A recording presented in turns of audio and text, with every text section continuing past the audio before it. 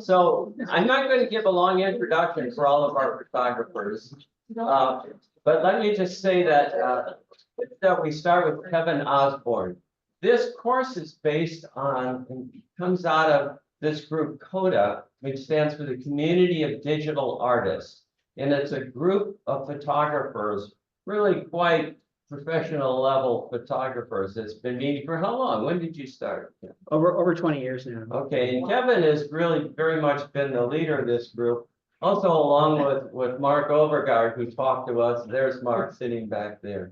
Yeah, Kevin is a history of software engineer, but he's been a serious photographer for a long time, worked at the Genome Center at UCSC, now retired and into this full time. Kevin. All right. Well, thank you very much, Barry. And it's a real pleasure to be back at OLLI speaking. It's really great to see all the faces out there. Thanks for coming.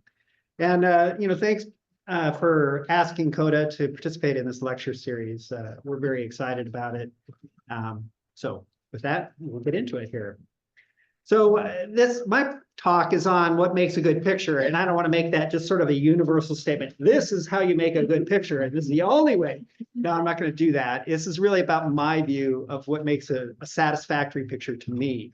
And I really think that, art is in the eye of the beholder. In this case, you are your own best critic. And so you have to, that's basically what I'm going through here in this talk here. So in this talk, I will discuss, sort of my journey through photography. And I will start off with why I make photographs and try to delve into that as if I can really answer that question, but I'll try. And then talk about what works for me in a picture, what sort of the strongest elements are. And then I'll talk about some projects that I've done, because really projects and project-based photography is really at the heart of what I find to be most successful. So ultimately, I hope that some of these thoughts will apply to your art, whether it be photography or ceramics or whatever. I think some of these ideas may apply, and I hope that's true. All right, so let's talk a little bit about my background. First, this is my mom with 3 of the 4 kids in the family. I'm the youngest, so I'm not in this picture yet. But this is before me. I'm a baby boomer. Let's see. Yeah, so I wanted to note the tree here because, my mom, she actually hated to have her picture taken. My grandfather was an avid photographer. My mom ended up being his muse. And so he took photographs of her constantly, and she would not get in front of a camera. But she got in front of a camera for this picture, I think mostly because of the tree. And I'll talk more about that as we go. Yeah. So I also have always liked trees, and I think I got that love from my mom. I've been taking pictures since college. I went to Humboldt State. I studied natural resources. That's like an environmental studies major. But, I had troubles landing a job and this is, I had a lot of hair back then. And so I ended up, after graduating in '83, I ended up working in the restaurant business. And so I was a cook, and I even cooked for India Joe's for a while. And this is a picture of me helping out with the 50-year anniversary and me burning some food. So I hope if you went, I hope you didn't eat this stuff here. So after several years of working in restaurants, I found that I had a knack for computer science. So I went back and studied computer science at UC Santa Cruz. It turns out that I'm pretty left-brained, pretty good working with logic, which is why I get along with this guy. So I worked in high tech until 2004, and then I quit my job just cold and went to Brooks Institute of Photography. And for a little over 3 years, I studied photography. I got my MFA in photography and just had a blast. Really had a great time with that.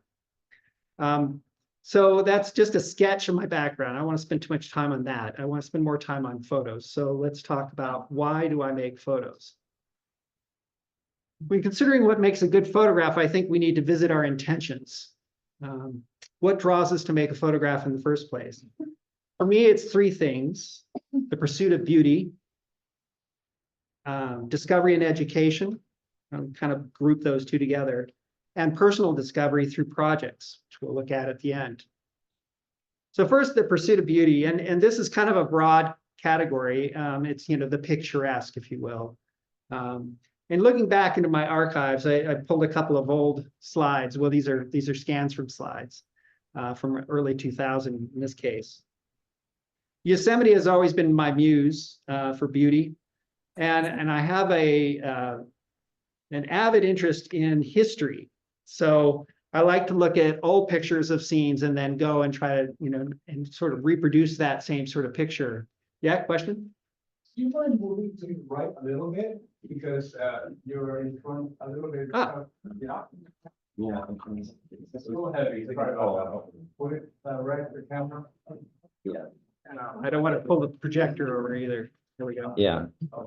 Okay, a little adjustment here Yeah. for those on Zoom, sorry.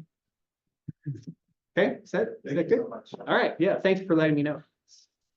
So I have an avid interest in history. I like looking at old photographs of scenes and then going and photographing them again. So this is a picture from 1865. And it's, while I'm not standing exactly in the same spot or framing it exactly the same way, it does give a sense of passage of time, trees are gone. Then I used infrared to photograph this, so to give it a slightly different take, a different look on the scene. So I'm photographing in a different spectrum of light, if you will. And I like doing that in Yosemite in particular. Ansel Adams, of course, has been a big influence, like he is on so many photographers, and especially his work in Yosemite. So this is sort of my reaction to the picture monolith here that he made. I always wanted to sort of make something like it, and so this is a picture that I feel satisfied with, that captures some of the beauty of the scene there. And it's an infrared, so it turns the trees white. It looks like snow. It's just another general scene from Yosemite in the same sort of style like that. Here's another picture from Ansel, dogwoods, and I have to say that this picture has inspired so many photographers to go and photograph dogwoods. And they roam all through the valley in Yosemite looking for a scene like this to try to get a similar picture. And while doing that, I came across this scene.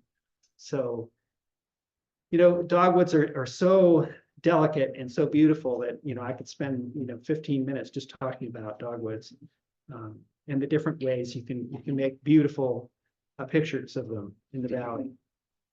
There's other landscape scenes in the valley that have inspired me, like for instance this stand of trees in the Ahwahnee meadow, and it's become a project of mine. Every time I go to Yosemite, I make sure I visit these trees to try to see if there's a new look or a new picture I can make of the trees. I always photograph them, but not always is it a unique photo. I've got about 7 good pictures so far of this, and I'll show you just a couple here that I'm satisfied with.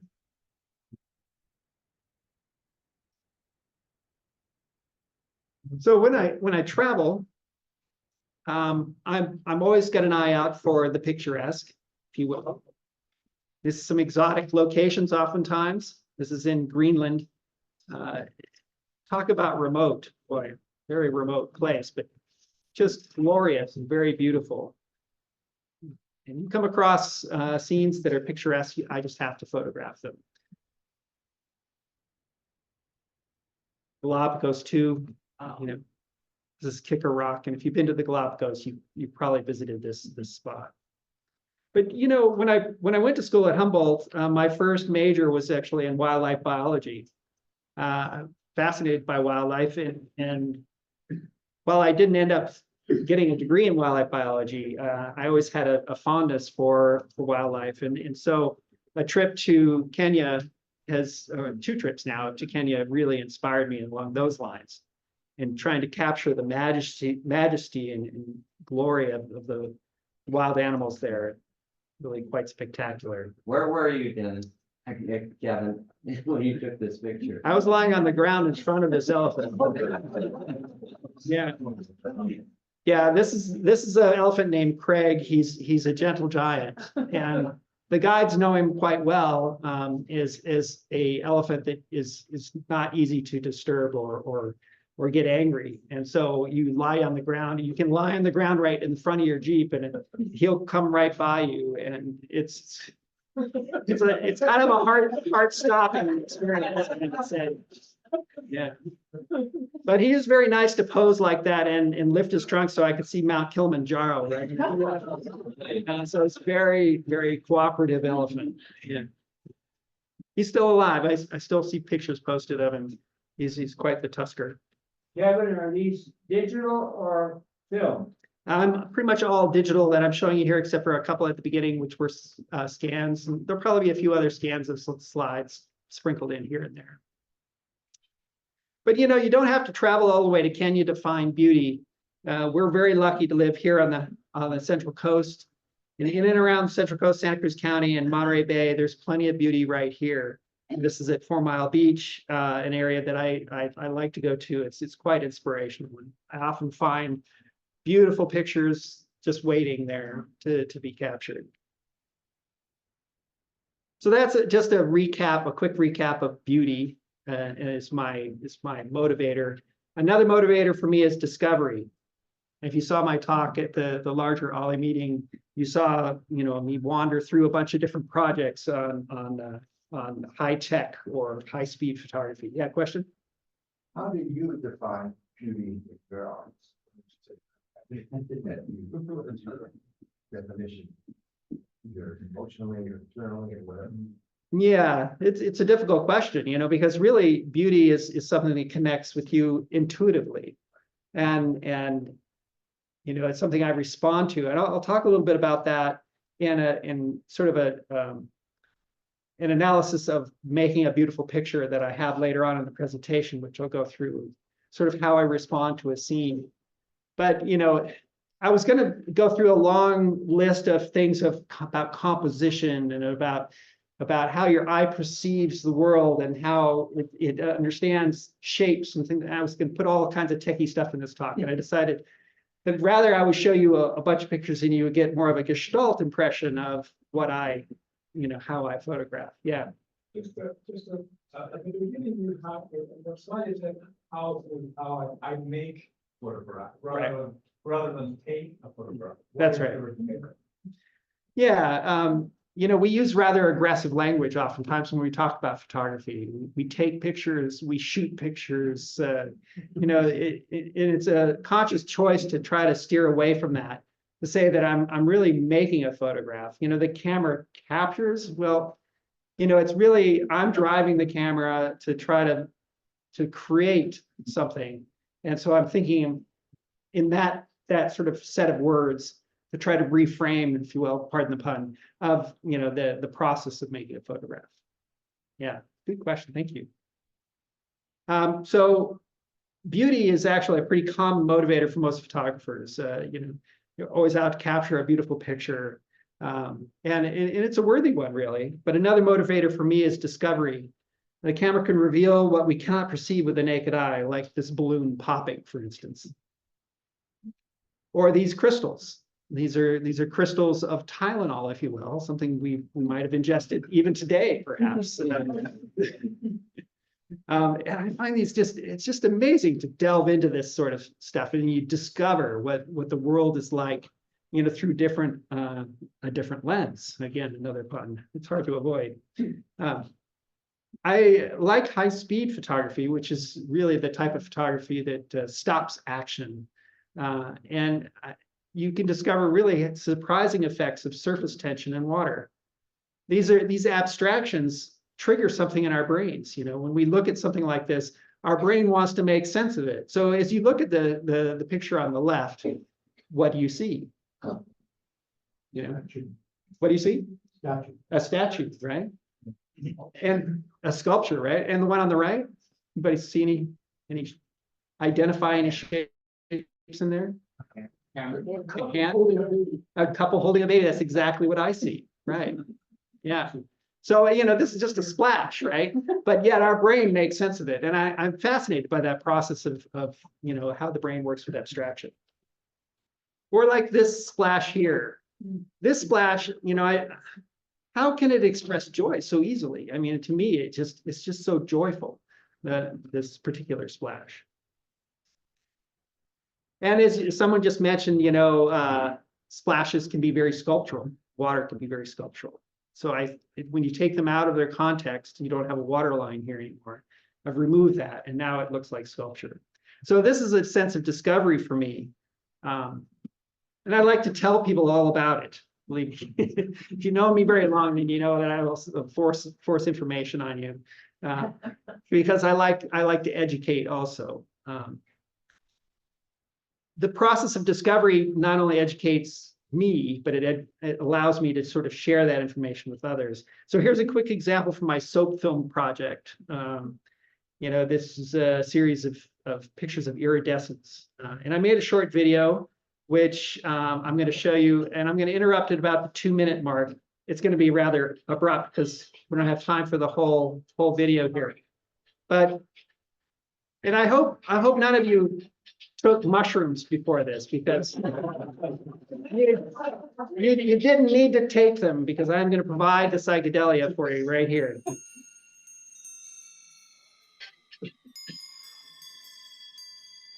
I think the sound's coming from here.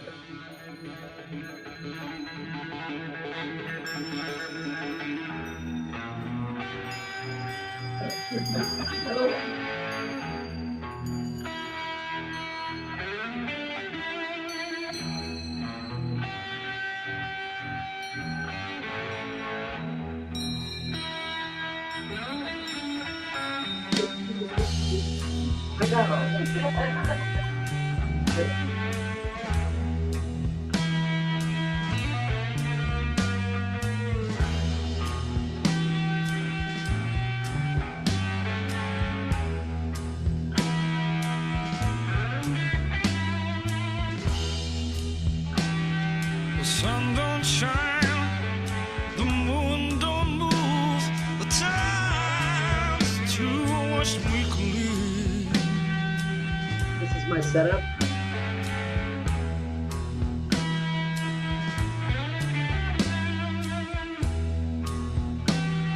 Sun don't shine, the moon don't move, the tide's too much weekly.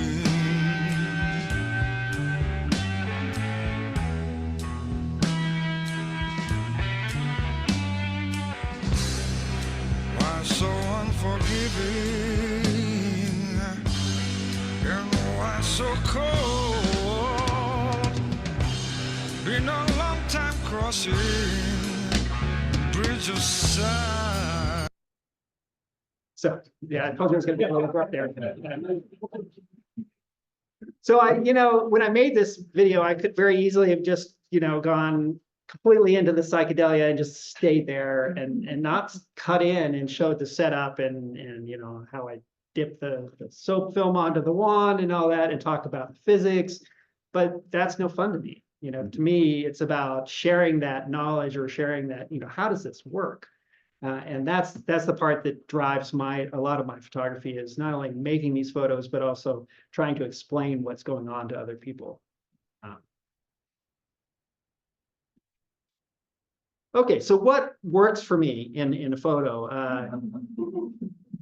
And for me, you know, emotional content wins, and it drives me, this photo, it drives me nuts because it's out of focus. And my non-photography friends won't let me throw it out because they love this photo. It's got so much emotional content. It's got this gesture, and it actually made it onto a calendar at my wife's insistence. It's like, no, I can't put that on the calendar. No, it's out of focus. But no, you know, and this really taught me an important lesson in photography is that, you know, if you capture a strong emotion, that is probably the most important thing. And it's a very difficult thing. So I have a couple photos that I want to share with you that I think have a little bit of emotion, maybe not quite as much as this one does. But you know, for instance, the emotion of loneliness here, of waiting. And this photograph I made because to express the threat of extinction and the vanishing elephant, if you will. I didn't do that in Photoshop. That elephant's just off in the distance, but Is that infrared? that's infrared also, yeah. Or the vulnerability of this tiny frog. perched and just holding on. I think this crab, even though he probably experiences this every day, there's a sense of danger and risk in this picture.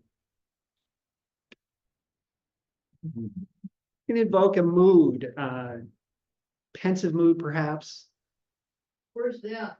That's in Yosemite again. And Yosemite again. This for me really communicates the idea of spring. Those early mists and the day is warming up. Or the feeling of fall. Another way to sort of bring emotion into pictures is to put people in them. When you have people in the picture, not only do you get a sense of scale, but you also see yourself in the picture. Like, what does it feel to climb that dune? How hard would that be? What's the wind feel like? How warm is it? You start to relate to those people in the picture. You feel the cool night. All of a sudden, you can kind of see the stars by looking at that person in the picture. And maybe you don't want to be this person. This is my wife, doing right there. She's really reveling in this moment because she's really interacting with that bear. Anybody else seeing this picture is like, you're way too close. And this picture is one of my favorites. It may be not the best picture because the swimmer's face is obscured by that marine iguana, but I just love how the swimmers are swimming off in a direction. The marine iguana is going the same way. It's like, what does everybody see over there? Where are they going? It's a sense of story there. And a surefire way to elicit emotion in your viewer is to include a baby animal in your picture. That's a little bit trite, perhaps. But like this bear cub has fallen asleep in the tree. He's been in there so long, waiting for his mom to call him back. Or a mother's love, the bond between a child and mom. We feel a special bond when we see pictures like this. I think capturing behavior is another way because this polar bear here is playing with this chunk of ice. We can relate with that. As a kid, we played with things around us, so we relate to that. This bear is chewing on the ice and grabs it in his paws and then tosses it into the water, and then pounce. It's quite a moment there. Relationships. The bear's like, no, I'm not done with this. Raven's just going to have to wait. But I love that triangular relationship it goes between the bear, the fish, the raven, the bear, the fish, the raven, and your eye goes around and around. Or a familial group. Mom's like, no, I was eating that. And finally, one last picture. It's another group of animals here. These are Galapagos tortoises. They're a bunch of male Galapagos tortoises. And these old males in a sort of a committee meeting here reminds me a little bit of government.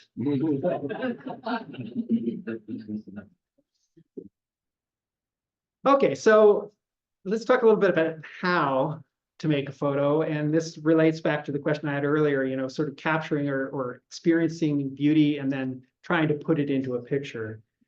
So this is a little bit of a analysis of how this picture, it's an anatomy of a picture, if you will. This is a picture that's gotten pretty strong response from folks and it's sold a number of times. It's flamingos in a pond at Amboseli National Park in Kenya.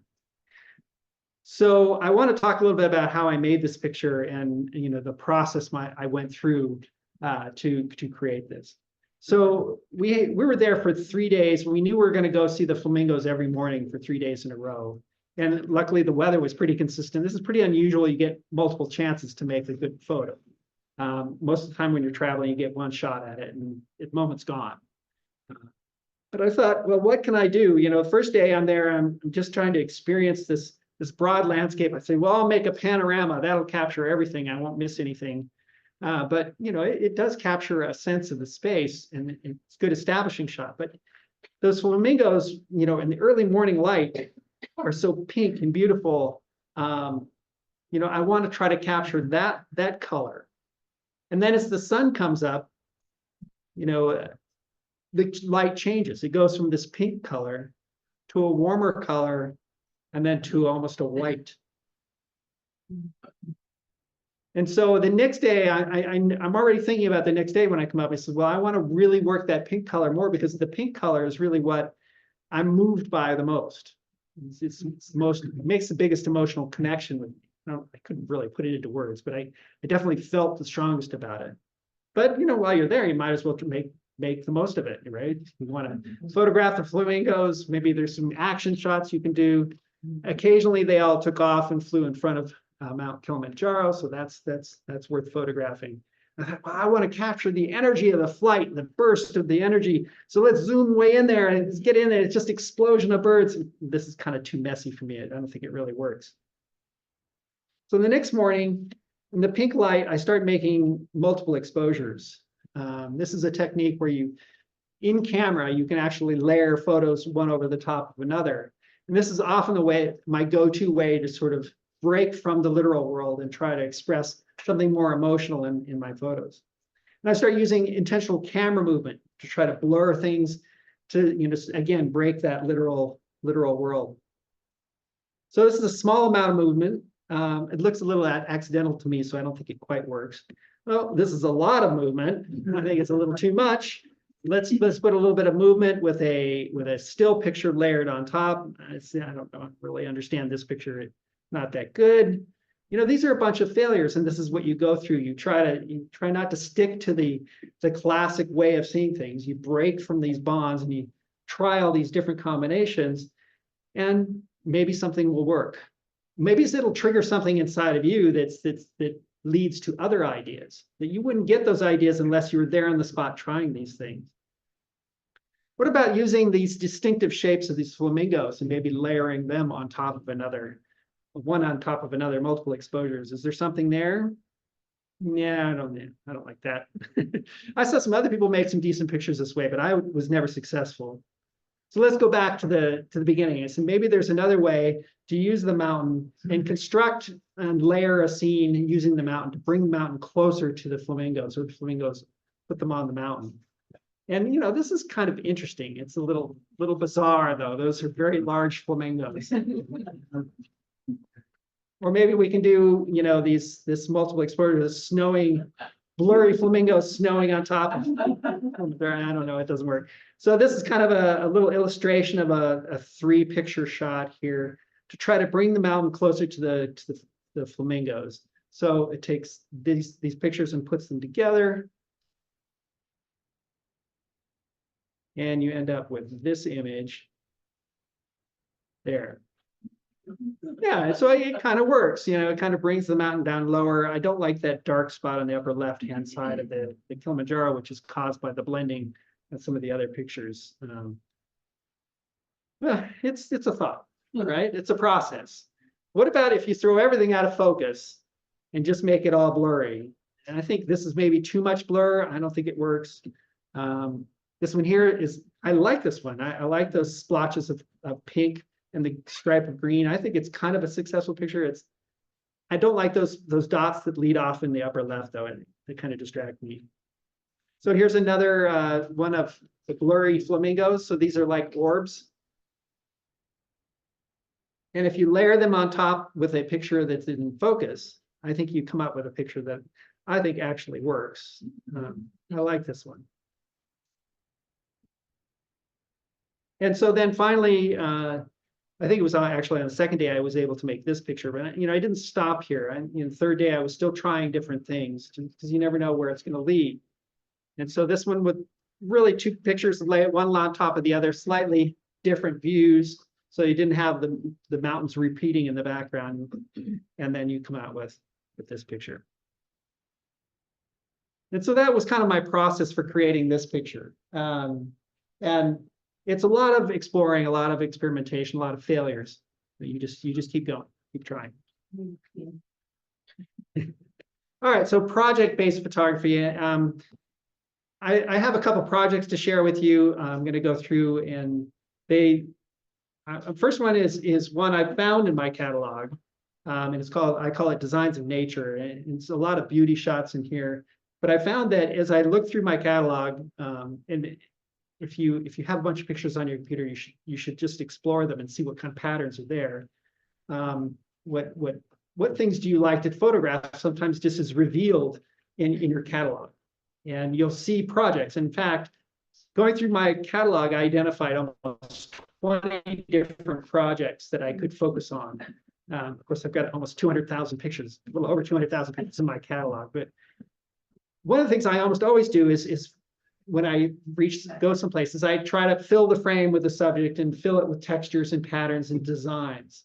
And this is a common thing I do pretty much everywhere I go and whenever I'm making photos. And so they always end up in this pile here of the designs of nature.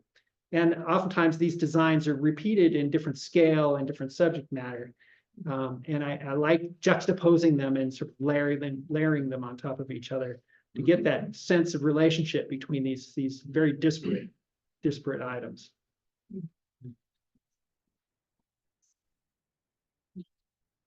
So that's my project of Designs of Nature. There's another project which you already saw some of, which went by that too fast, called Blurs. I was doing some blurry shots of the flamingos, right? Well, I've got a whole section in my catalog for blurry pictures. And you think those are the ones you're supposed to throw out like that sea lion earlier. But, sometimes they work, like this blurry picture of our coastline. And, when you make them blurry, I think that they become more about the color or the shape or the design and less about what they're a picture of. And this is really important for me because it gets away from the object, gets away from the document, and it starts looking at the feeling or the emotion or, connects to a different part of you. We know by looking at this in the colors, this is a picture of probably flowers, right? But we're not preoccupied with what type of flowers there are. Now we're looking at the feeling that we get from flowers. Maybe we get a sense of smell even from this picture. Sometimes these blurry pictures can give us a suggestion of a scene without the details. And I like that. Definitely gives you a sense of mood sometimes. And then when I was going to Brooks, I got an assignment. They took some dice and rolled and picked names out of an adjective, and they picked out a noun. And the adjective and noun that I drew was called Toxic Planet. And this is the picture I made for that assignment. And it really kind of led right into my MFA project, which I want to share with you. So this is a project that's called Pure Nature, and that's a sarcastic pure nature because pure nature really doesn't exist anymore. It's impossible to find anything that's completely natural anymore. Man's influence is everywhere. And so I made a set of photographs using Photoshop to layer on industrial components onto pictures. In this case, I'm taking sheet metal design here and imprinting it onto the water to give you a sense that these forever chemicals are, we can't really see them most of the time, but they're there. Or the products of our industrial revolution here are affecting our trees. In this case, this is the power plant embedded into the tree. What if rubber byproducts showed up in butterfly wings? Then we might notice, right? And be more careful about management of these rubber byproducts. I asked the question of the way we look at our trees. Are they just a product for an end product? Is there a way that we're harvesting the energy from the trees here, turning them into like little solar panels or something? Or perhaps we're charging the tree for the energy that they use. There's a little power meter in there. What if our groundwater demands actually we're sucking water from our cherished trees?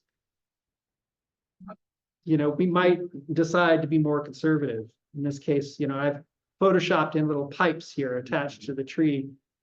Now, this tree is a cherished tree. I'm gonna go back here for a second. This is a very cherished tree in Santa Barbara. It's called the Morton fig, and it's a giant tree. And if you stand next to the trunk there, those roots are at least 4 feet high. Yeah. Okay, the next project I want to share with you is called Day of the Dead. I went to Mexico, and of course, going to Mexico and doing the Day of the Dead, you have to get your face painted, right? Well, the face painting was so successful that police stopped me in the street, and I went, what are they stopping me for? Oh, they wanted a selfie. Children hid behind their mother's skirts when they saw me. They literally did this. The face painting was very successful. But the whole experience of the Day of the Dead was new to me because in my family we never went to the graveyard. We never. If you did, it was a very somber occasion. You didn't celebrate the idea of your relatives coming back to visit you, celebrate their memory. And so I, again, went to multiple exposure as my way to try to express how I felt about this new relationship with death. There was a certain darkness to it. There's a journey down, but there's also, the top side.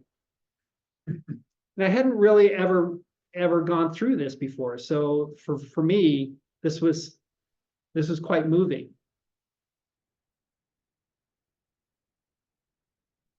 I felt that this kind of helped me capture how it felt to be visited by the dead, about crossing over, about passing through the gates. Now at night, they light up the graveyards, and it makes an opportunity for some really amazing nighttime photography. And with multiple exposure, I get to feel, this top side, bottom side, both the joy of reunion and the sadness of the loss, kind of at the same time, and hold both of those emotions together. And it becomes quite topsy-turvy, reflecting on our mortal existence, if you will. Reflecting on our time with disco. Sometimes the lighting was pretty crazy. So many lives, so many generations.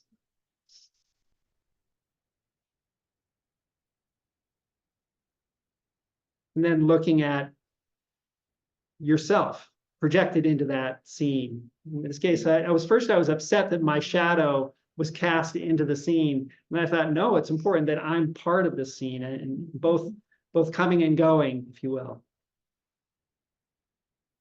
It was a very moving experience, and I'm very thankful for that trip to Mexico. And learning a little bit about the Dead. I need to learn more. Okay, final project. And this is really my most difficult project to relate to you. It's a highly personal work, and I think doing highly personal work can be very cathartic. I think I'm working on that part. So let's go back to this picture here. So I'm conflicted. My mom gave me many gifts. At times I had a painful relationship with her, though. But she instilled a respect for art, nature, kindled a fascination with trees that you've already seen in my work. She taught me that each tree tells the story of its life. So I would like to tell you a story about my life, projected onto the lives of trees. This is one of my favorite trees, a live oak here from Santa Cruz. So when I was about 9, my parents divorced, and my mom and the 4 kids moved to the mountains in Southern California. We built a house nestled in the trees. We arranged the house so that each window looked out on a different tree. My mother taught me to appreciate the beauty and grace of the trees in the wilderness. And I feel like I have that same reverence for our trees when I look at this image, and I am thankful. This is back in the 70s, and our house was the party house, it turns out. My mom was a frustrated hippie. Well, actually, she became an accomplished hippie by the end. Everyone was having so much fun. And I thought I was the luckiest kid around. But there's a certain amount of neglect that happens when that goes on, and partying took its toll. We ran low on money, responsibilities were overlooked, and the power got turned off.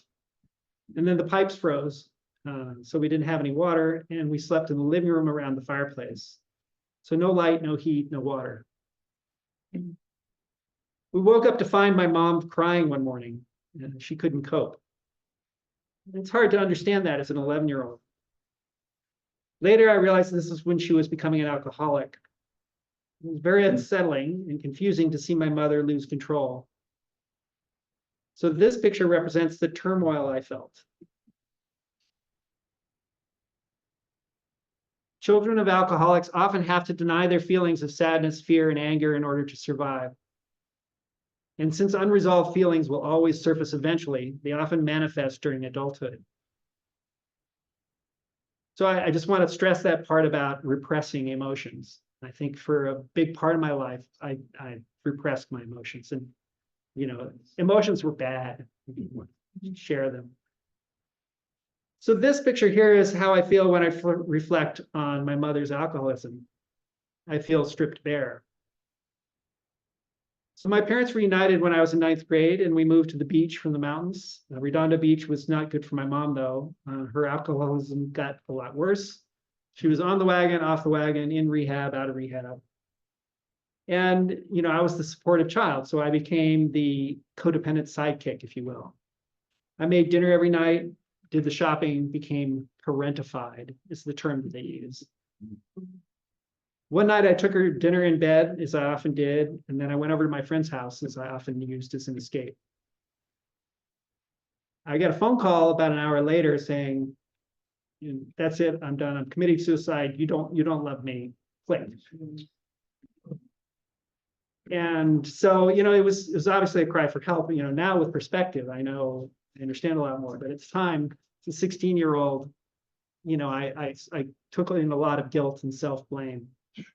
My mom would live through this. They pumped her stomach and everything was fine, but relatively. So it didn't matter to people that people told me it wasn't my fault at the time. So this is a picture called Crucible, and this is how I feel when I think about the hole that the guilt leaves. So I made it off to college, Humboldt, as you heard, ended up in high tech for 15 years.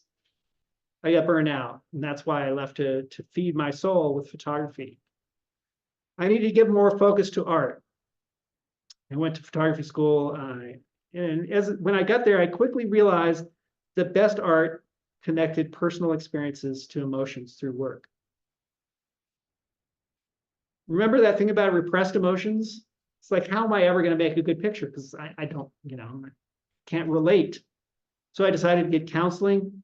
If the counselor, she goes, "Well, how do you feel?" I said, "Well, I don't know." Well, here's a sheet of paper that has a bunch of adjectives on it. Pick out an adjective and use that to describe how you feel. And I looked at it and said, I recognize all these words. I know what they mean, but I don't know what they feel. I don't know how they feel. So I can't relate to anything because I haven't identified my emotions all these years. So, I think, I'm continuing to work on that, getting out of the left brain and getting into connecting to emotions. And, years of counseling as I was going through photography school helped a lot. But I'm still working on it. And really, trees are a little bit of my therapy here. This picture I call Genesis represents my ongoing journey of self-discovery. And there's some light there. So now I seek out interesting trees to photograph. I like to think that I am getting to know them a little, both the trees and my emotions. And I recently read about an interesting ecological phenomenon called mother trees. These are large trees and forests that act as central hubs of vast below-ground networks of roots that actually help nurture young trees. Aspens are a good example of this. I found this mother tree, a fig tree in Hawaii. So this fig tree with its runners represents my ongoing relationship with my mother tree.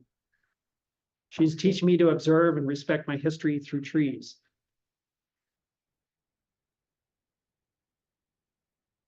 So my mom frequently used the saying, "Trees are necessary."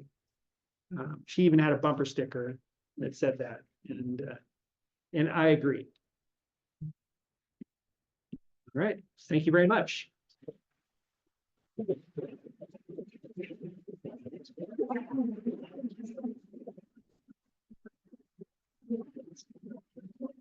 Okay, some questions for Kevin and then we'll take a break. Kevin, Yeah, I'm missing character study. There were no humans in your photography, face up close. right. Is that a purpose on your part? Do you avoid that? I think that's a reflection of my history, as when you make photographs, you can't help but bring your entire life story with you. And, as I was young, as you heard in my story here, that I had there was a lot of conflict in my youth, and I avoided conflict, and matter of fact, for a long time, I never looked people in the eye. And so I think that's a big barrier for me making portraiture. I do have portraiture in my collection, but it's not a strong part of my collection, probably for that reason, as I psychoanalyze myself. Yeah. When you go out to shoot photos, Mhm. I mean, I remember reading about Ansel Adams, who would, with this great big camera, would sit there for hours until he would get just the right picture. Do you go out there, sit yourself down, with your camera and your tripod and all your fancy equipment, and wait for the picture, or do you just go bam, bam, bam, bam, bam, and then wait till you get back to your Photoshop to figure out what you want? It's a little bit of both. Oh. Yeah. Yeah. I think in some landscape photography, especially, the moment of light only happens, very briefly. And so you're anticipating that moment, and there's a lot of preparation, just like with Ansel, not quite as much equipment, thankfully. And you can take more pictures than he can, but yeah, there is a lot of preparation and anticipation of getting in the right spot at the right time. And for landscape photography, especially, there is that aspect. For wildlife photography, not so much. Wildlife photography, I think there's a lot of anticipation and getting the right spot, but then there's a lot of pictures that get taken. Sometimes we call it spray and pray. You just take a lot of pictures and hope that you capture. We'll do this one back here, and then I'll get you. Yeah. Kevin, thank you for this wonderful show, and I so appreciate your vulnerability in the way you presented it. You had a point, though, in the talk early on, where you talked about nature and the things that we have done to nature. And it occurred to me, in watching all these photographs, that there is a piece of relationship with nature, that we are part of nature, and that we're having an impact on all of those trees just by being there, just by photographing them, and I wondered how that feels in the way that you think about that. Yeah, I think one of the difficult, well, I don't know, let's see, how do I want to go about this? The nature photography, the ideal nature photo often removes man from it. We get rid of the power lines, there's no roads, we take all that stuff, no contrails, that ruins a good nature photo, right? In our minds, that's our aesthetic. And so one of the things I was doing with that Pure Nature series was saying, that's kind of wrong, even though I practice that, when I'm doing, you'll see in my photos, there's, as you pointed out earlier, there's very few people in them, in the pictures that I presented here. But in truth, there's no way to truly separate ourselves. Yeah. So I don't know if I answered your question, but some thoughts on it anyway. Thanks. Yeah, sure. You mentioned you photographed for a day, you went out again and do it again. So what is your day? An hour, 4 hours? Generally, how do you approach the day? Uh-huh. Well, it's usually bracketed by what the light conditions are. And in this case, the trips out to Ambacelli, the ponds there, it was about 3 hours in the morning, but we were out there like an hour before sunrise and about 2 hours after the actual sunrise. And then the light just got too harsh and it was getting too hot. And we went back and rested. And then we'd go out again in the evening, do something else. So like go photograph the elephants or what have you. So in those harsher conditions where the light is a little brutal in the middle of the day, it's really bracketed in the morning and in the evening. Now, because I shoot a lot of infrared, with infrared, I can shoot in the middle of the day too. It actually benefits from some of that harsh light. So sometimes I'll switch modalities, and start photographing infrared when the light gets too harsh. Depending on the subject. Yeah. Do you ever use cell phones to take your shots? I use this, You could just repeat it. okay. Do I ever use cell phones to make photos? Absolutely, I do. The best camera you own is one you're willing to carry. Yeah. And cell phone's always in my pocket, and it doesn't always make the best photos, but a lot of times I use it to sketch, just to sort of get an idea of what will this look like photographed? Was a famous photographer that said he took photographs to see what things look like in a photograph. Because it flattens 3D world into 2D. There's a lot of things that it changes when you make a photograph. So what does the world look like? So yeah, I use the cell phone a lot. Not always my finished picture. Sometimes they are, but most time not. Okay. One, Yeah. seems like you are competing with a two-dimensional image, and you're trying to capture a third dimension. It actually it's flat. What we see is flat. Absolutely. You see yourself as struggling with that and wishing to make it a three-dimensional image? Absolutely. Yeah. Yeah, there's bringing a third dimension or another dimension to the pictures is actually quite challenging. And so I'm really working hard at trying to bring emotional content into my pictures and my work, is bringing another dimension, because it's really just a flat thing, and we need to bring some other aspect to it. Yeah. Okay, so let's take about a 5-minute break that will last no. So I'm gonna introduce this word to you, but before I do that, I am curious, how many of you take pictures just to document life? Good. How many take pictures because you think it's fun and it's a hobby? How many of you consider yourselves honest? Be honest to yourselves. Like, I'm kind of a photographer. Good. And how many of you think of yourself as like, this is a hobby that I really enjoy doing? All right, excellent. So this is for you, but this is also for anybody who doesn't take pictures, because this is a story of self-awareness. So very much like Kevin, and it turns out we have a lot of parallel backgrounds, which I did not know, but photography is an opportunity for self-awareness, for finding out who you are. I am going to disappoint somebody in the front row in that I don't take pictures of people. Sorry. But I do take pictures of wildlife as if they were people. And so you'll see some of that. And what you're going to discover in this discussion today is what I discovered was the motivating factor for my photography. And in many ways, it was in this year that I discovered it, that I finally figured it out. But I'm going to begin with a sad story. And I'm going to do my best to keep it together as I tell this sad story. So much so that I need to drink some water. You're looking at my wife, who passed away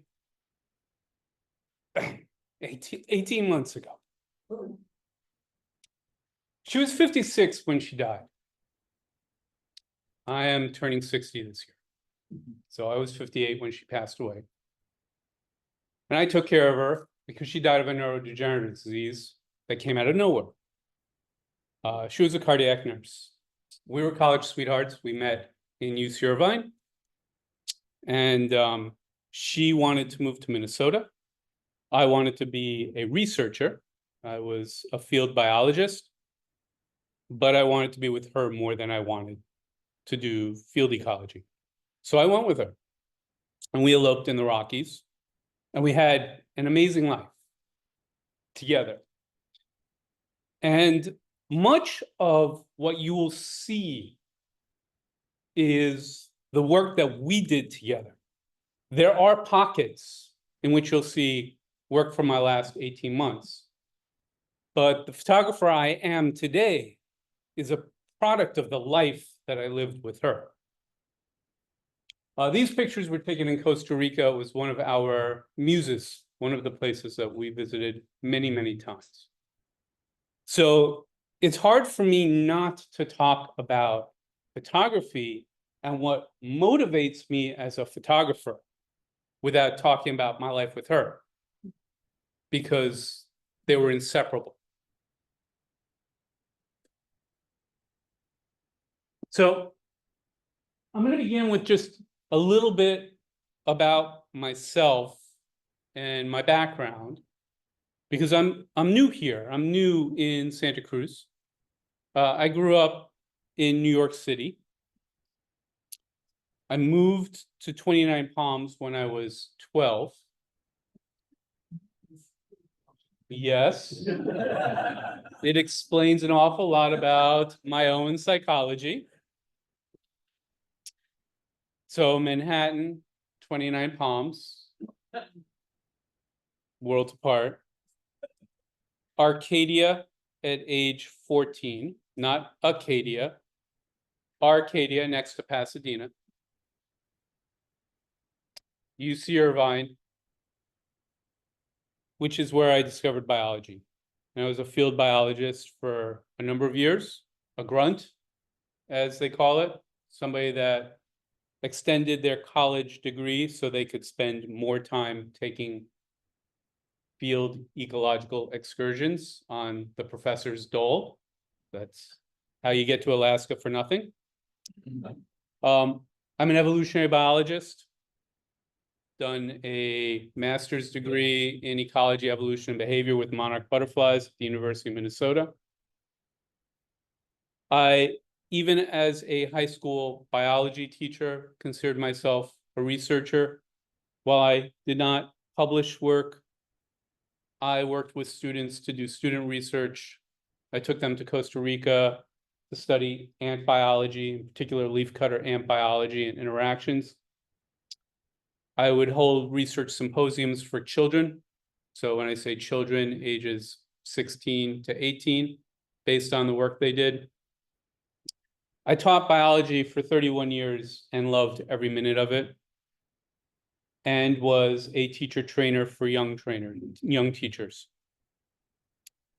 I've been a nature photographer since the 1980s, and it was an accidental discovery. I got into nature photography because the professor I was working for on the Pribilof Islands in Alaska needed somebody to document the research site. He had a camera, and I had an interest. And that's where it all began for me.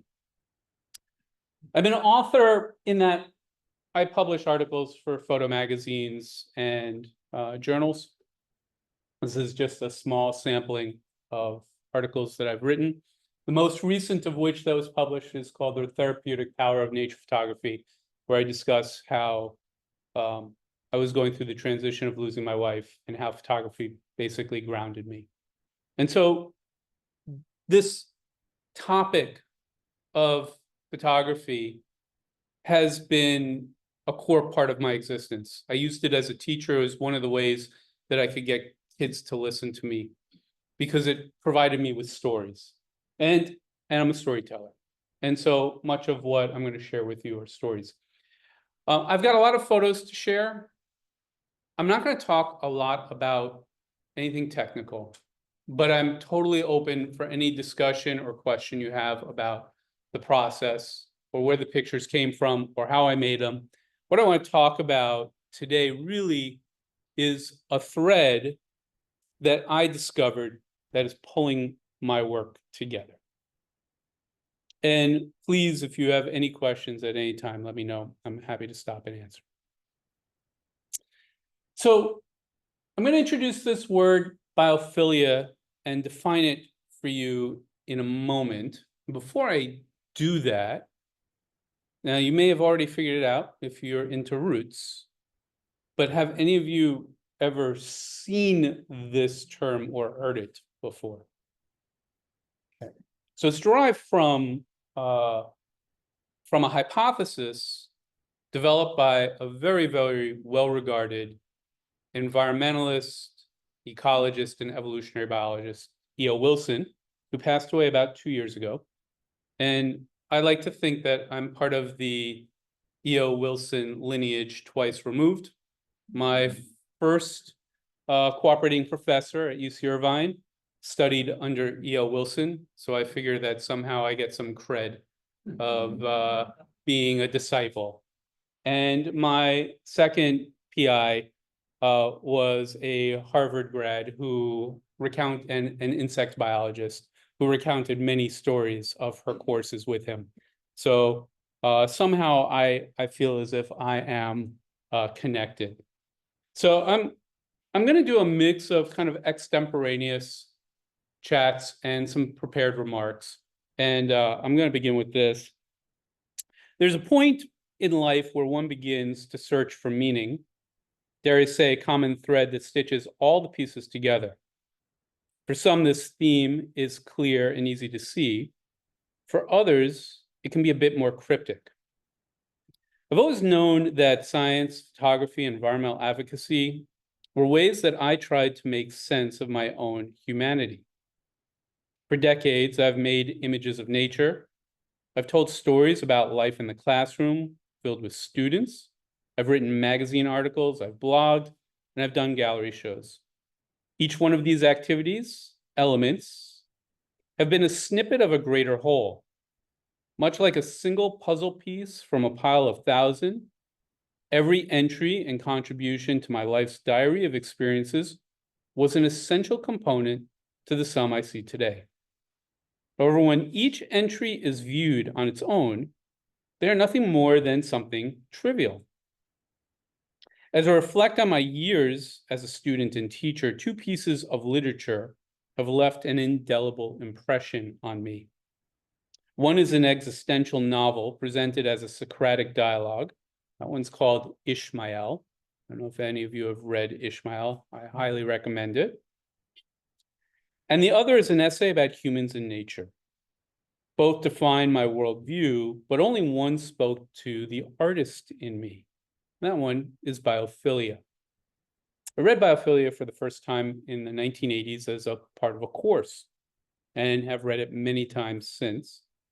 For any of you who are interested, it's very heavy in insect biology, but that's the author. You have to look past the insect biology to really understand what E.O. Wilson's getting at. Biophilia is the thread that joins the beads of my life experiences. It is a theme that resonates throughout my walks in the woods, drives across country, travels throughout the world, and my day-to-day life as a photographer. And much of what I'm going to share with you today is related to this theme. And so you're going to see from time to time a black page with a quote. That quote, with the exception of one, will be from E.O. Wilson. And this is biophilia, if it exists, and I believe it exists, is the innately emotional affiliation of human beings to other living organisms. And I think this is something that you saw in Kevin's work, right? This was one of the pieces when he talked about, somebody asked about, do you get frustrated with your 2-dimensional world as a photographer? Which is a fantastic question. And I immediately knew the answer to this, and Kevin said it. And what he said is that the 3rd dimension is the emotion he's trying to evoke in you as the audience of his work. That's our 3rd dimension. And when we as photographers can do that, well, we have achieved our goal, right? Our goal is to reel you in and make you want to think something more about what you're seeing. Isn't that the goal of any artist? Whether you're a visual artist or an auditory artist, right? So I'm going to begin with 2 pictures. One is extremely old. So, well, extremely old relative to my journey in photography. 1994, picture on the left. And this picture is an old Kodachrome photo scanned. And the picture on the right was done digitally more than a decade later. Both in Costa Rica, both in the same reserve, the same place. And again, just some prepared remarks. Prior to meeting Tammy, I spent much of my free time in academic life studying ecology and evolutionary biology. With a strong interest in genetics, biodiversity, animal behavior, and biological systems, I became obsessed with the tropics. I read everything I could about rainforests, absorbed all old National Geographic magazines about the rainforest, visited zoos and aquariums to just get some insight into what life must be like there. Tammy and I made a trip to Florida in 1994, photographed the Everglades and alligators via canoe. So we did, I don't know if you're familiar with the canoe trip, but you can canoe through the Everglades and sleep on platforms. So you actually have alligators swimming underneath you. And sometimes if the water's high, they actually come on your platform. And so you have to be prepared to like kick them off. Otherwise you might be alligator food. The image pictured on the left has become meaningful to me, as is what I consider my first artistic photograph. Something that stretches beyond the point of documentation. Shot on slide film with a flash in a mountain conservation area called Rara Avis. You're looking at a fruiting structure of a bromeliad related to pineapples. These plants often grow on trees. They're air plants, picking up nutrients and water from the surrounding. It wasn't until after I first printed the picture that I realized that there were ants on it. And it's actually interesting because this reserve, Rara Avis, is where the movie Medicine Man, I don't know if you remember Medicine Man with Sean Connery, where there was like a sick person and they were looking for this cure for cancer. Well, it actually turned out that Medicine Man was originally about this reserve in Rara Avis, and they were looking for a bromeliad, and they thought the bromeliad was the source of the medicine, but it was actually the toxins the ants were producing as a byproduct of eating the bromeliad that was the medicine for the cancer.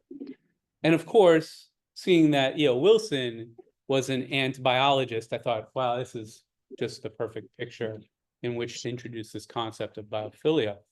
One of the things about bromeliads that's interesting is that they often form cups of water between their leaves.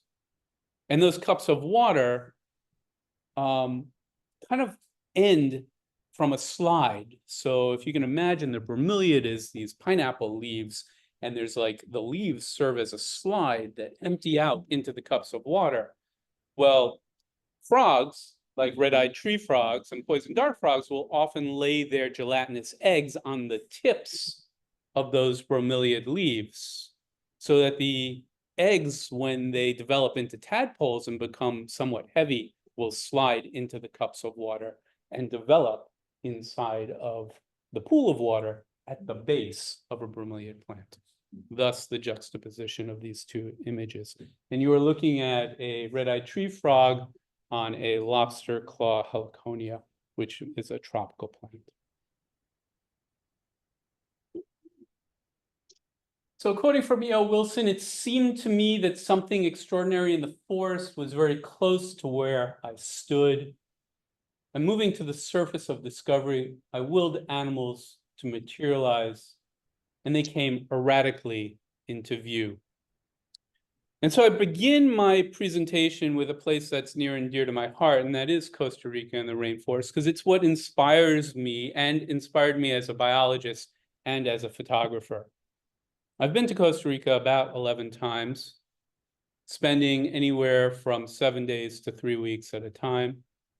either doing research with students, so I've taken students there on 5 occasions, or doing photography for myself. And when I think about Costa Rica, I can't help think about the joy that nature and natural systems brings to me. And the things that I am able to see and extract from that with my camera. The color, the form, the shape, the beauty, the questions I have about nature. It feeds my soul as a biologist. What you're looking at are just snippets of experiences, moments of time that capture that feeling of what it's like to be where biodiversity is so rich. And I can't help but be curious about the strange forms, the camouflage, the adaptations, the way the animals just fit. It is the perfect laboratory for evolution and biological processes. The poison dart frog, blue jeans frog sitting in a tiny cup fungus. Frog's about the size of a thumbnail. So when we see these pictures, we always think they're really big. These are very, very, very small animals. It's highly poisonous, but only if you eat it. They can't do anything to you. They just have toxin on their back. And it's the way they keep snakes from eating them. Snake might grab them and then spit it out because the curare on the back is highly toxic. That's in contrast to the red-eyed tree frog, which is a much larger frog. And the frog that I think evokes a sense of personality. These frogs, there's something about them that we just can't help but be captivated. They seem to smile or grimace or stare at you. And they are truly fun to see and photograph.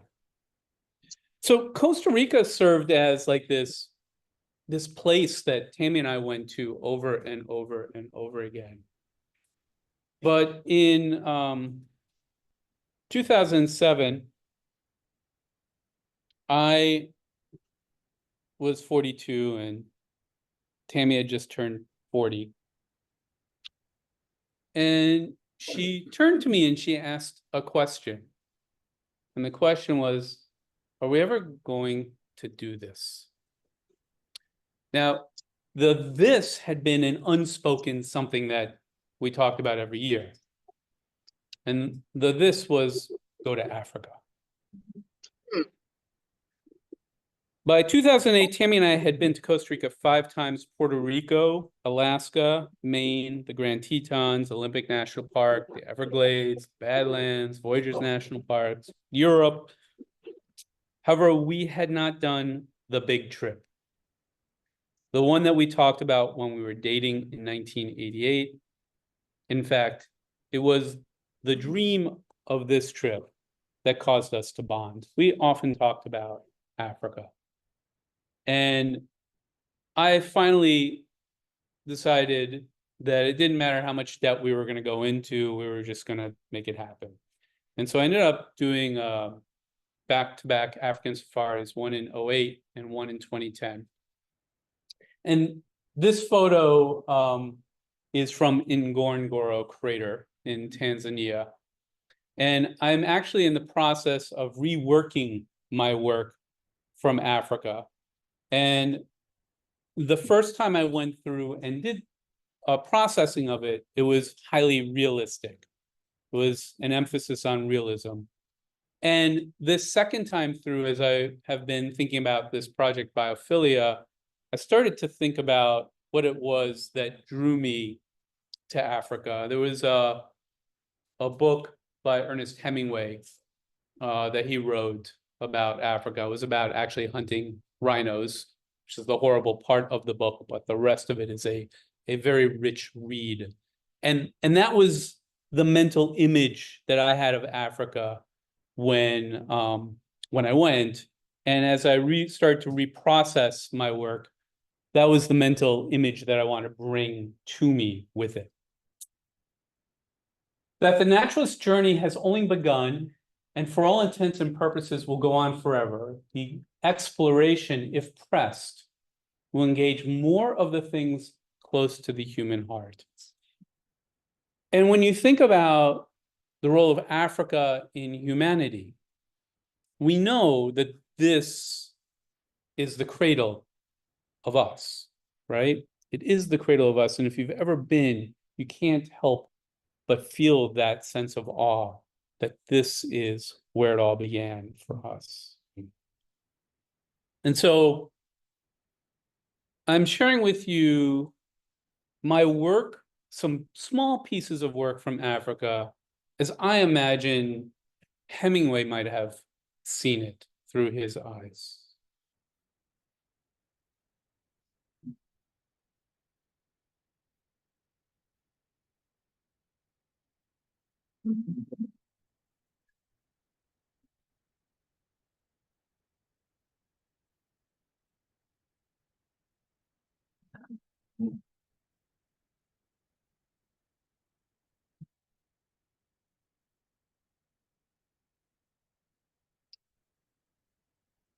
Jungles and grasslands are the logical destinations, while towns and farmlands are the labyrinths that people have imposed between them sometime in the past.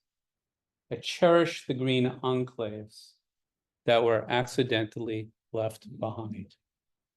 And this is a transition to phase 3 of my work. I was first enamored with imagery of the tropics, trying to connect my understanding of biology with my photography. I then got enamored by the travel, by the lure of the National Geographic photographer in the safari vehicle, dust everywhere. And then I started to think about what it was to be a photographic artist. And I began to realize that I need to learn more about where I lived and my own place to develop my own art. So travel is great, but if one really wants to explore their inner naturalist, their inner artist, their craft and vision as a photographer, one need to look no further than their home. Well, I definitely did not abandon my love of travel and plans to see exciting and exotic locations. I did decide to double down on my home state of Minnesota.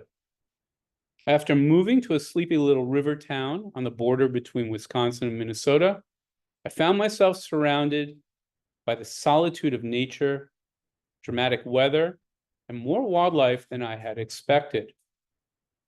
Relying on my naturalist eye and knowledge of ecological systems, I began to seriously document the region as I looked to represent it in a way that was something more than a record of the natural history. And so the next series of images and quotes that I bring to you are from Minnesota, from the place I lived for 33 years. Much of the work that you're going to see has been in the last 10 years or so. Much of the work I'm going to share with you is within 10 miles of my home. And Kevin talked about projects. I'm very project oriented as a photographer. I have a tree project that I've been working on. I have an owl project that I've been working on. But one of the big draws of being a Minnesota photographer is weather. Weather and the role that weather plays. And I don't know if any of you have ever lived in the Midwest, but if you do, you know that this is what they obsess about. They obsess about the snow, the cold, the rain. The weather report is the most important report of the day. And so many of the things that you're going to see are very close to my house. This is the St. Croix River. It's the river that divides Wisconsin from Minnesota.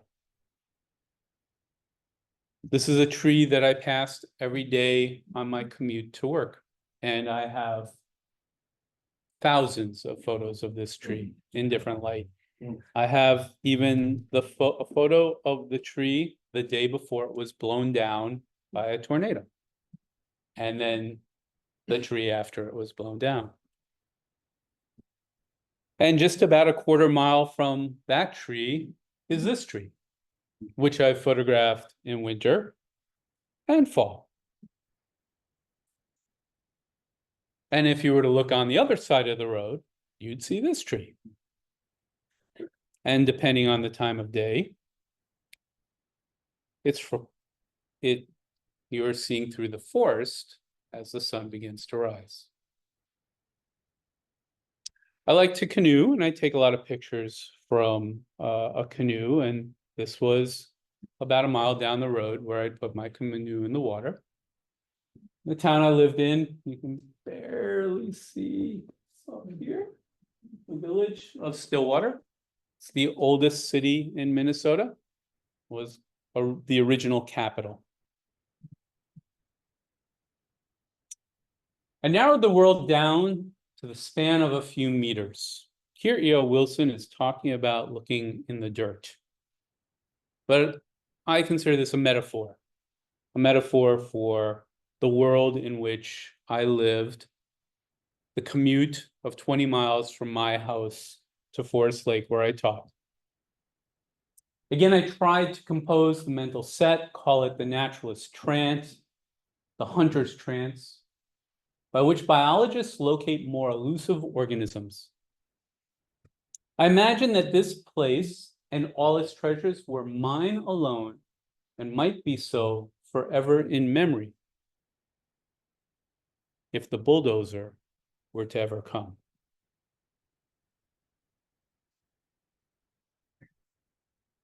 Well, I spent a lot of time traveling throughout Minnesota and Wisconsin.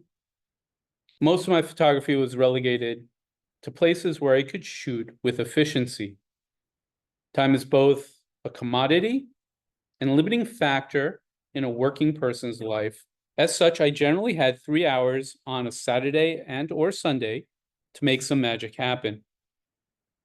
Local knowledge about the land, weather, sunrise, and biodiversity became my superpower. This knowledge allowed me to find compelling subjects and produce photographs that stretched beyond documentation. When asked by my peers and friends about the lunacy in which I spent my free time, I often described it as a compulsion, something in which I readily relinquished my control. My time with nature served as therapy from the drama of work, the challenge of life, and the angst of living in the 21st century. Being in nature and behind a lens was the only time where I would relinquish my sense of obligation to the world and its human denizens. It allowed for the rare opportunity to calm my thoughts and enter a meditative state. And so it was with that I was driven to make images whenever I could, wherever I could, close to home. Sometimes it was a pond that was a short hike that was rich in diversity. At other times, there were individual species that I've had the pleasure to know. I've photographed this deer since it was a fawn until about a week before it died.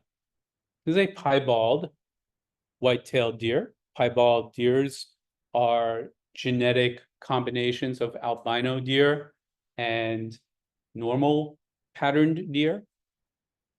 I had photographed the mother for about 7 years straight, and then she brought the fawn up and introduced it to me.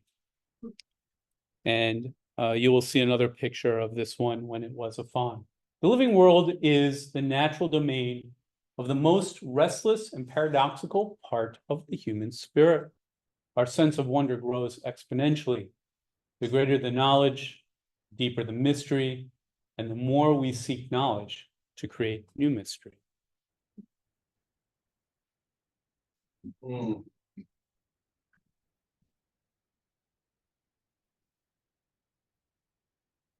I passed this deer on my way to work 5 years running.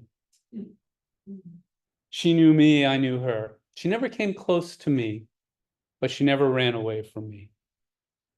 And every once in a while, she'd put herself in truly magical light, a ghost in the forest.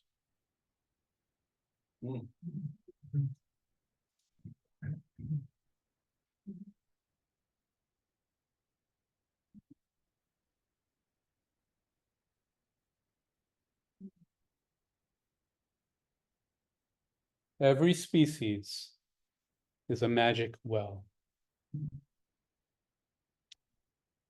If the information just one insect, say an ant or beetle, were to be translated into a code of English words and printed in letters of standard type, the string would stretch over 1,000 miles. Just 1 teaspoon of soil contains information that would just about fill all 15 editions of the Encyclopedia Britannica. I think this audience knows what that is. My students would have no clue about what I'm talking about. I know how important that tome was when I was in school. So all of this work is very close to where I live. And it is what I use to refine my eye as a photographer. It's how I learned to see.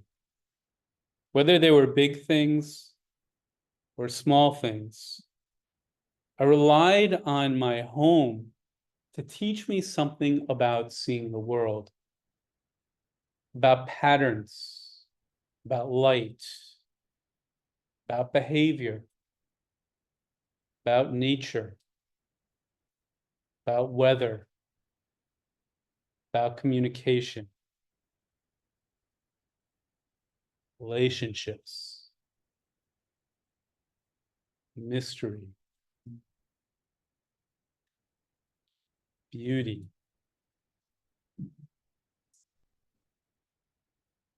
isolation, the hunt,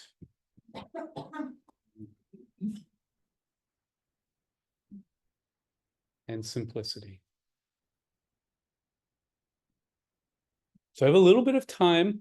I'm going to close with my take on biophilia. And then I'm going to show you one by one a series of images that I constructed into a gallery that I'm calling biophilia. So everything you're seeing here kind of leads to the last 30 slides that I'm going to share with you.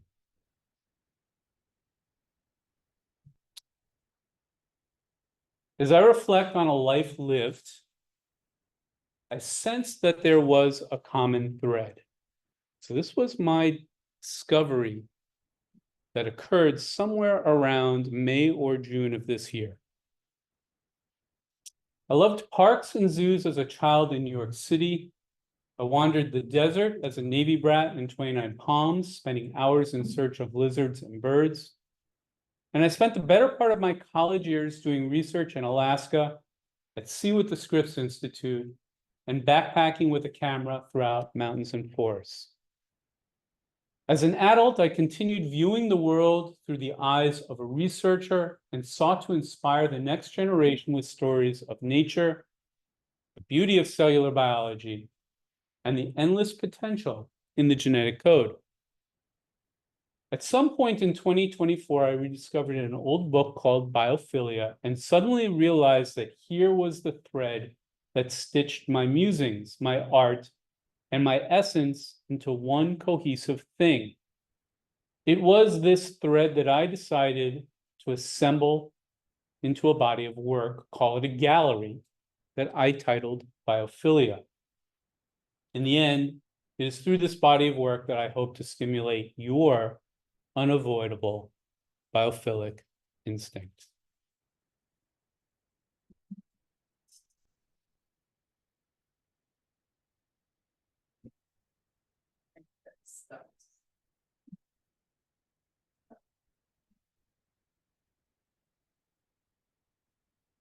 These are red crown cranes in Japan, photographed from a very famous bridge, location that any wildlife photographer who goes to Japan craves to visit.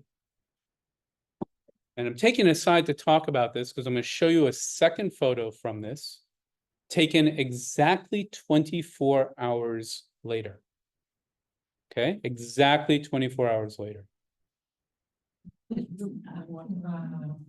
So the first photo was taken with a very long telephoto lens in this corner. I'll go back to it so you can see. And then we'll come back here and I'll tell you the conditions that allowed for this. See it? Same spot. It was minus 20 degrees Fahrenheit the night that this occurred. And it was very slow for the temperature to change. And this evening, it was only 0 degrees. And so temperature defined the pattern that you're seeing here. I find this remarkable.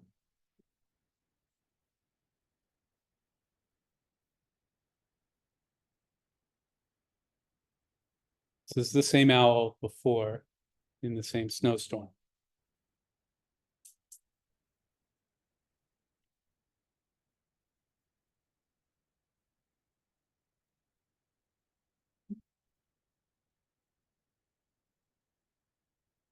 And not wanting Kevin to only be the only person to do intentional blurs, I tend to be fond of them as well, as I am of trees that have interesting patterns in light.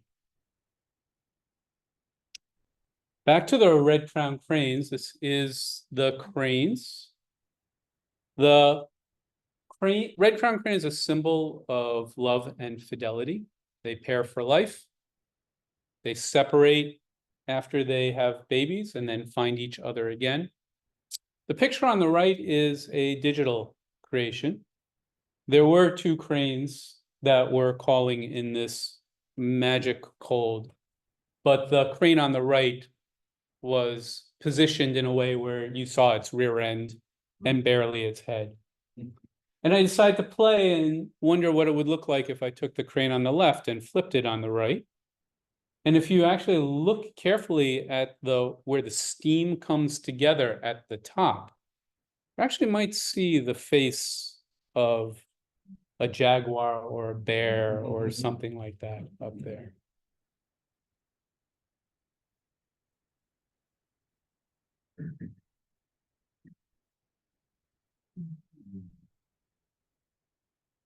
This is a bike ride from where I used to live.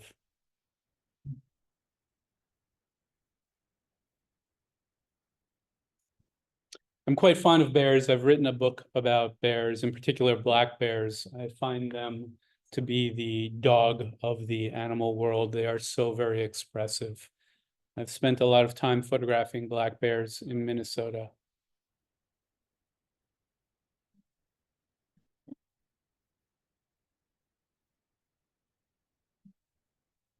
This is out in British Columbia.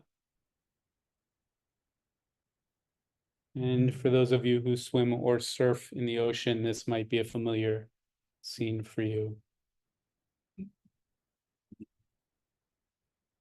I like being on the water with wildlife. The grizzly bear, I was on the water with them. I was kayaking with the otters and the seals. This was actually a photo I took less than a month ago and just seemed to fit perfectly into this series. The image you're looking at here is in a place called the Kutzmatine. It's a grizzly bear sanctuary. People are not allowed to stand on the land. The only way you can see this is to be on the water. I lived on a sailboat for an extended period of time and visited it via Zodiac.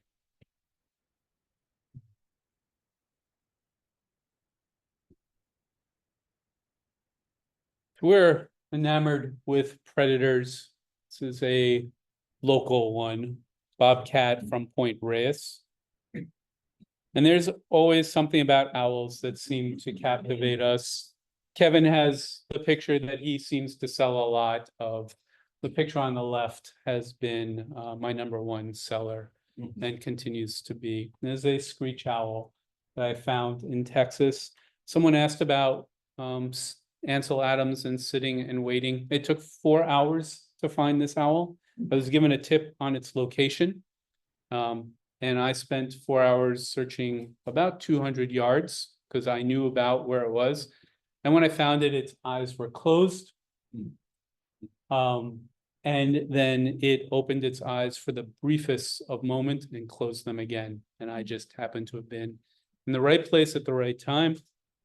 The fawn on the right is the deer that I was alluding to. So this is before he had antlers.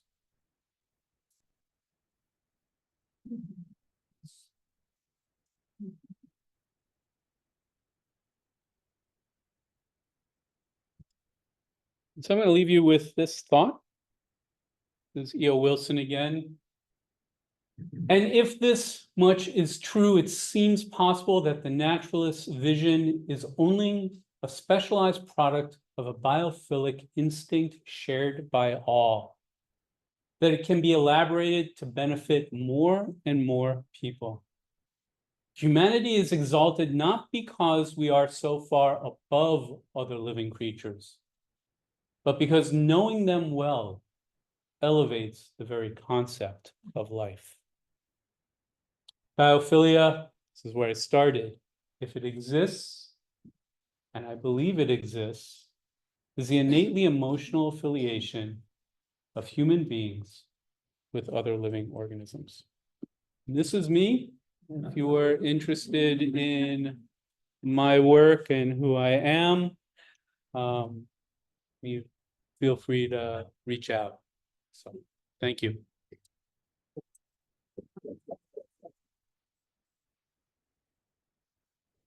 Yes, sir. Describe your equipment. Describe my equipment. I have too much gear. So I use Nikon equipment. I have the lenses that you would see on the side of a football field or a baseball field.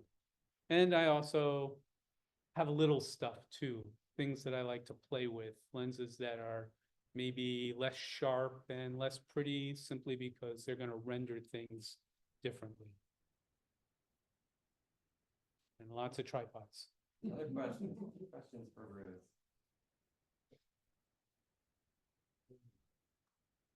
Books Yeah. for sale? The books are for sale, but they're like, I'll call them glory books, right? They're books from there's a company called Blurb where you can self-publish your books. And so I have, my most recent book is called Being Bear, which is a small book and it's all about black bears. And in them I write. So all my books are short essays with articles, or with pictures rather. Being Bear is divided into 3 short essays. One is on the biology of bears. One is a First Nations story about black bears. And the third is about how to photograph black bears. And I have a book on Tanzania, Kenya, Iceland, and then one that I did during the pandemic, which I called Nature Can't Lock Down. The book that I'm working on now, and hopefully will be published by the end of the year, is going to be biophilia. So it's going to be all the pictures that you saw in this presentation with the E.O. Wilson quotes and the stuff I was reading to. So I'm turning this all into a book. Yeah. Hi. The other book you recommended? It's called Ishmael. Ishmael, fantastic. Have any of you read Ishmael? Ishmael is I won't give anything away. It's a discussion between a teacher and pupil. The teacher is a gorilla. The pupil is a human. And it's about the human condition. It's fantastic. Yes, sir. Is the Wilson biophilia in print still? You can buy them through Amazon secondhand. I don't think it's in print any longer. Yep, I was gonna bring both of them and I forgot. You might be interested that the community reads in Aptos has just selected flight behavior. Oh. Of a keen solver. So your picture, when I saw the picture of your butterflies, Mm, you may want to talk to them because they may, your work may fit in very well with Okay. their community activities. well, thank you. Hey, well, this has been such a terrific start to this course. Thank you. Can I stop sharing? Yes.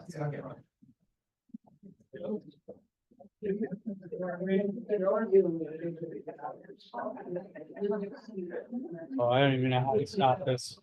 How about I just quit?